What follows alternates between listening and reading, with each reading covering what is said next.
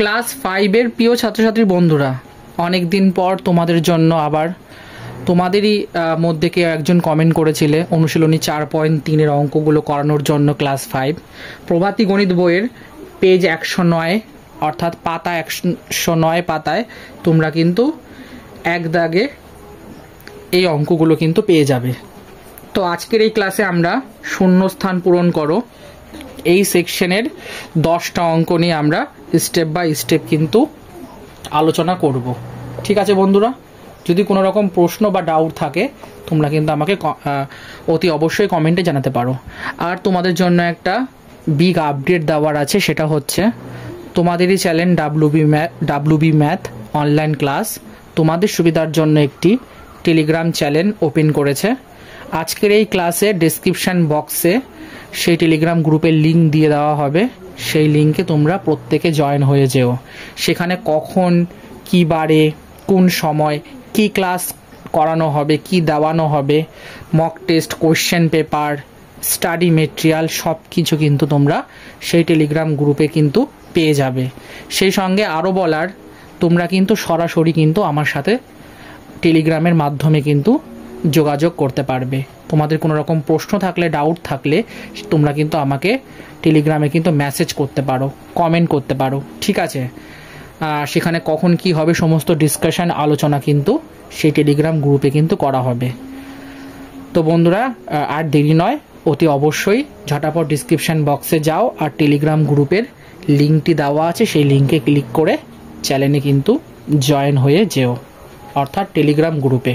ঠিক আছে বন্ধুরা, তো 1 নম্বর অঙ্কতে যেটা বলা রয়েছে সেটা হচ্ছে কোনো ভগ্নাংশের গুণনীয়ক, মানে কোনো ভগ্নাংশের গুণনীয়ক কিন্তু লবের কোনো গুণনীয়ক বাই হরের কোনো গুণিতক কিন্তু হবে।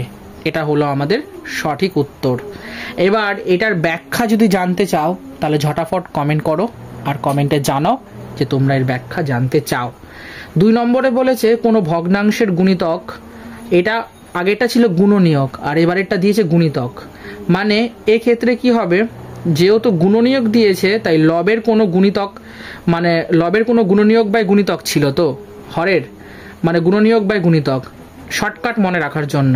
আর গুণিতক বার করতে দিয়েছে, প্রথমে গুণিতক হবে আর নিচে গুণনীয়ক, মানে অপোজিট। ঠিক আছে, এবার 3 নম্বরে বলেছে 1/10 হলো 1/5-এর একটি ড্যাশ। ড্যাশ মানে কি হবে, গুণনীয়ক। কেন গুণনীয়ক হবে, কারণ 1/10কে যদি আমরা ভাঙিয়ে লিখি কিভাবে লিখতে পারি, 1/5 গুণিত 1/2। ঠিক আছে, তাহলে এখানে জিনিসটা কি হচ্ছে, ভাগ হচ্ছে না বিয়োগ হচ্ছে না যোগ হচ্ছে? বলবে না কিছুই হচ্ছে না, তাহলে হচ্ছেটা কি, হচ্ছেটা গুণ, তার মানে গুণনীয়ক। বোঝা গেল? এরপরে দেখে নেব 4 নম্বর প্রশ্নটির সমাধান।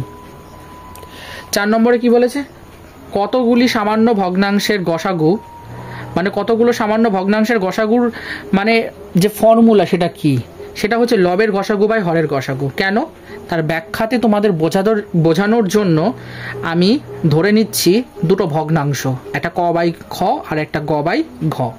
তাহলে আমি যদি গসাগু বার করতে যাই তাহলে আমি কি লিখব, গসাগু কার গসাগু বার করব, এই দুটো ভগ্নাংশের মধ্যে কার বার করব, ক আর গয়ের। আর যদি লসাগু বার করি তাহলে কার করব, খ আর ঘয়ের। তাহলে এটা হচ্ছে, কিন্তু এখন প্রশ্ন হচ্ছে না, এখান থেকেও জিনিসটা পরিষ্কার হলো না, অর্থাৎ বোঝা যাচ্ছে না কি হচ্ছে জিনিসটা। তো তার জন্য কি করছি, একটা উদাহরণ কনসিডার করছি। ধরো 4/9 আর 10/15 দুটো ভগ্নাংশ কনসিডার করলাম। ঠিক, এবার এখানে গসাগু করব, কার গসাগু করব, 4 আর 10-এর। যদি করি কত হয়, 2 হয়। আর যদি লসাগু করি কার করব, 9 আর 15 করলে কত হবে, 45 হবে। তাহলে গসাগুর বার করার ফর্মুলা কি, গসাগু বাই লসাগু। গসাগু কত পেয়েছি, 2, আর লসাগু কত পেলাম, 45। তাহলে এটা হচ্ছে গসাগু, নির্ণীয় গসাগু 2/45। এই জিনিসটাই এই ফর্মুলাটাতে দেওয়া হয়েছে, মানে তোমাদের কোশ্চেন দিয়ে ফর্মুলা জানতে চাওয়া হয়েছে। আর এই ফর্মুলাটা কি করে ওয়ার্ক করে, মানে কি করে কাজ করে, সেটা আমি তোমাদেরকে বিস্তারিত এক্সপ্লেন করে দিয়েছি। আশা করি বুঝতে পেরেছো। কারোর যদি কোনো রকম ডাউট থাকে তাহলে কিন্তু আমাকে কমেন্টে জানাবে। চলো দেখে নেব 5 নম্বর প্রশ্নটাতে। 5 নম্বর অঙ্কটাতে যেটা বলেছে সেটা কি বলেছে, বলেছে 0.2 আর 0.3 লসাগু বার করতে। তো প্রথমে আমাদের যেটা কাজ সেটা হচ্ছে 0.2টাকে, এটা দশমিক সংখ্যা, তো এটাকে কি করব, ভগ্নাংশে কনভার্ট করব। করলে কত হয়, 2/10। কেন, দশমিকের পর যতগুলো সংখ্যা থাকে ততগুলো শূন্য হয়, হলো। আর 0.3টাকে কি করব, 3/10। দশমিকের পরে কি হয়েছে, একটা সংখ্যা রয়েছে, তাই দশমিকের পরে কত হলো, এক রিপিট হয়ে একটা শূন্য। এবার আমরা ফ্র্যাকশন অর্থাৎ ভগ্নাংশের লসাগু বার করতে শিখেছি, গসাগু বার করতে শিখেছি। কিভাবে করি, লসাগু ইকুয়াল টু লসাগু বাই গসাগু। এবার আমাদের কাজ কি, প্রথমে আমরা লসাগু বার করব। কার কার বার করব, যদি আমরা লসাগু বার করি 2 আর 3 তাহলে কত হয়, 6 হয়। আর যদি গসাগু বার করি 10 আর 10 তাহলে কত হয়, 10 হয়। এবার তোমরা যদি 10 দিয়ে 6কে ভাগ করো, দেখবে 0.6 হচ্ছে। এই 0.6 কিন্তু আমাদের সঠিক উত্তর। তোমাদের বোঝার সুবিধার জন্য এখানে আর একটু লেখা উচিত ছিল, আমি শর্টকাটে লিখে দিচ্ছি এলসিএম। এলসিএম মানে হচ্ছে লসাগু, কার কার, 2 আর 3 কত হচ্ছে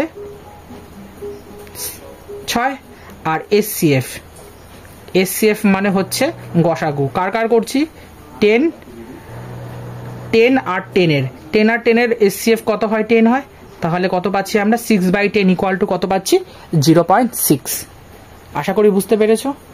চলো দেখে নেব 6 নম্বর প্রশ্নটির সমাধান। সেটা হচ্ছে দুটি সামান্য ভগ্নাংশের গুণফল। দুটো সামান্য ভগ্নাংশের গুণফল বলছে তাদের গসাগু ইনটু কি হবে, লসাগু হবে। সামান্য ভগ্নাংশ, হ্যাঁ, কারণ সামান্য ভগ্নাংশ মানে হচ্ছে, দেখো ভগ্নাংশের কিন্তু অনেক টাইপ হয়, অপ্রকৃত ভগ্নাংশ, মিশ্র ভগ্নাংশ, সামান্য ভগ্নাংশ।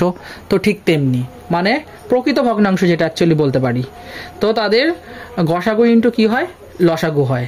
কি হয়, ভগ্নাংশের গুণফল দুটোর, বোঝা গেল। তাই এখানে শূন্যস্থানে লসাগু হচ্ছে সঠিক উত্তর।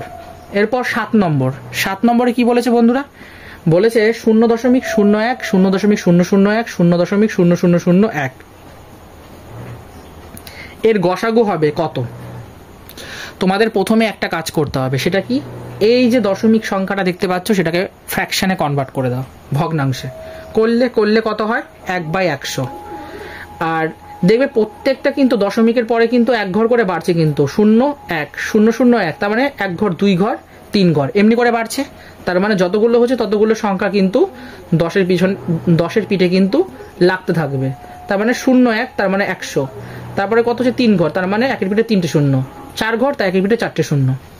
এইবার আমাদের কাজ হচ্ছে গসাগু বার করা একটা ফর্মুলা আমরা জানি, কি, গসাগু বাই লসাগু। যদি আমরা প্রত্যেক কটা সংখ্যার গসাগু বার করি, 1 1 1 1 1 গসাগু কত হবে, একই হবে। আর লসাগু যদি বার করি তাহলে সব থেকে হাইয়েস্ট কে, এখানে হাইয়েস্ট এখানে হচ্ছে 10,000, তাই 10,000। এবার 1/10,000 যখনই করবে তখন দেখবে 1/10,000 কিসে পেয়েছি আমরা, 0.001। এটাই কিন্তু শূন্যস্থানে বসবে। আর এটা হয়ে গেল আমাদের সঠিক উত্তর। আশা করি বুঝতে পেরেছো, কারোর কোনো ডাউট নেই। চলো দেখে নেব 3 নম্বর প্রশ্নটির সমাধান।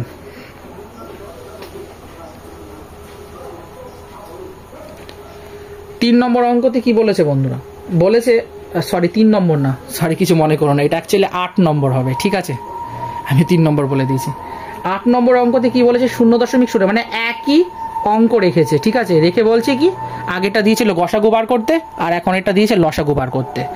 তো আমরা সূত্র হিসেবে লসাগু ইকুয়াল টু লসাগু বাই গসাগু জানি, যদিও এই সূত্রটা দিয়েছি তোমাদের মনে রাখার জন্য, কিন্তু এই সূত্রের কিন্তু এই অঙ্কটার সাথে কোনো সম্পর্ক বা কাজ নেই। এখন বলবে কেন, কারণ ভালো করে মন দিয়ে দেখো, 7 নম্বর অঙ্কটার মতন 0.01কে কি করেছে, আমরা দশমিক সংখ্যাগুলোকে ফ্র্যাকশনে অর্থাৎ ভগ্নাংশে কনভার্ট করে নিয়েছি। এইটুকুনি পার্ট সকলের কাছে আশা করি পরিষ্কার। এবার এখানে দেখো, তোমরা একটা জিনিস লক্ষ্য করতে পারবে, সেটা হচ্ছে সবার মধ্যে কিন্তু সর্বোচ্চ দশমিক স্থান কিন্তু 4 আছে, ঠিক আছে। কারণ দেখো দশমিকের পরে কয় ঘর আছে, 1 ঘর 2 ঘর 3 ঘর 4 ঘর, তাই সবার মধ্যে সর্বোচ্চ দশমিক স্থান কয় ঘরের, 4 ঘরের আছে। তার মানে এই 4 ঘরটাকে কি রিপ্রেজেন্ট করছে, 10,000-এর গুণক, এই যে 10,000-এর গুণক। এইবার এই 0.01কে যদি 10,000 দিয়ে গুণ করি তাহলে 100 হবে। তখন কিন্তু এখানে কি হচ্ছে, মানে দশমিকটা থাকছে না। দশমিকগুলোকে সরানোর জন্য আমি কি করেছি, প্রত্যেকটার সাথে 10,000 গুণ করেছি। আর করলে দেখবে প্রথমেরটা 100, পরেরটা 10, তারপরেরটা 1 হলো। এবার আমাদের কাজ হচ্ছে লসাগু বার করা। কার কার লসাগু বার করব? 110 আর 1-এর করলাম, করার পরে কত পেলাম? লসাগু 100।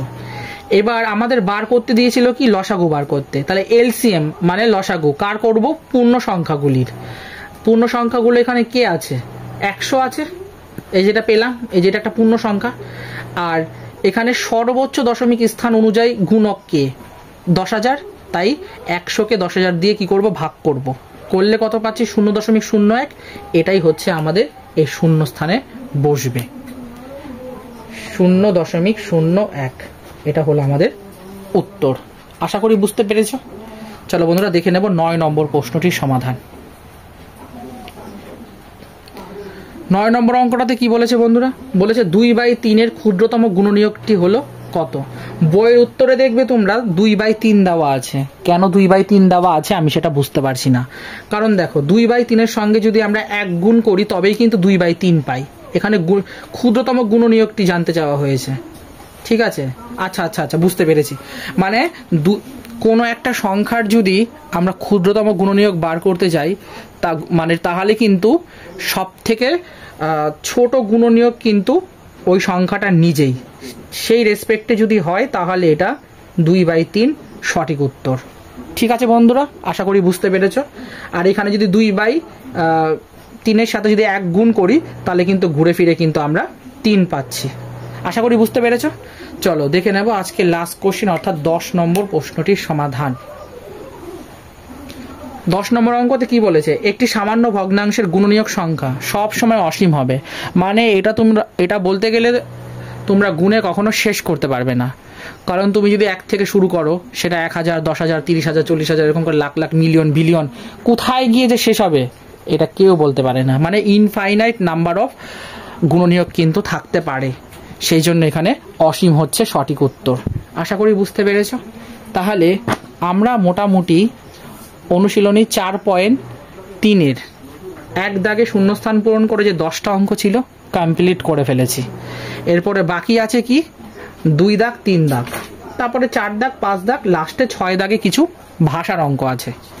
তো পরের দিনের ক্লাসে ভাবছি 2 দাগ, 3 দাগ আর 4 দাগ যতগুলো পারি তোমাদের আনসার করিয়ে দেব।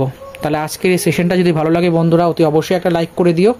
এরকমই প্রভাতী গণিত বইয়ের অনুশীলনী প্রতিনিয়ত সমাধান পেতে চ্যানেলটাকে সাবস্ক্রাইব করে পাশে থাকো। বন্ধুদেরকে বেশি বেশি করে শেয়ার করো, লাইক কমেন্টে ভরিয়ে দাও।